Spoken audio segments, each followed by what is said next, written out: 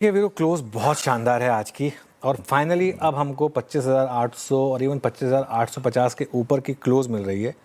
तो उस वजह से मेरा व्यू ये रहेगा कि आप निफ्टी और बैंक निफ्टी दोनों में पोजीशन कैरी करें। एक और चीज़ वीरू, आप इंडिया विक्स देखिए और आप मार्केट ब्रेड देखिए। आई थिंक अगर आप इन तीनों चारों चीज़ों का कॉम्बिनेशन देखेंगे तो आपको क्लियरली रियलाइज़ होगा कि मार्केट जो है अब एक अच्छे फेज़ में आ चुकी है।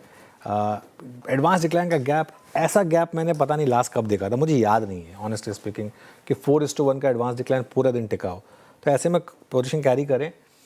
SBI की कॉल्स भी आप कैरी कर सकते हैं और अगर अगले 2-3 दिन कोई भी डिप मिले उसमें आप चाहें तो ऐड कर सकते हैं। आज ही हमने सुबह व्यू लिया था, सुबह खुला ऊपर, लेकिन उसके बाद भी और 20-30 रुपये ऐड ही करे हैं SBI ने वहाँ से। अगर आप चाहें और अगर आपको ग्लोबल मार्केट से रिस्क लग रहा हो, क्योंकि 1200 पॉइंट की डाउ की रैली के बाद अगर मान लीजिए ग्लोबल मार्केट में एक रिवर्सल आ जाए, तो चाहे तो कल की निफ्टी की पुट 25,800 की करीब 35-36 रुपये पर होगी।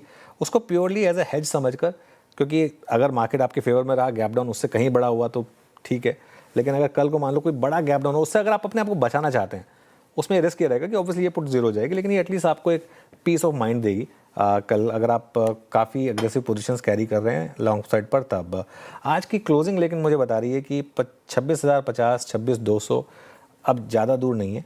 और इवन निफ्टी और बैंक निफ्टी दोनों में ऑल टाइम हाई की तैयारी कर लें, ये भी पॉसिबिलिटी है। बाय द वे, एक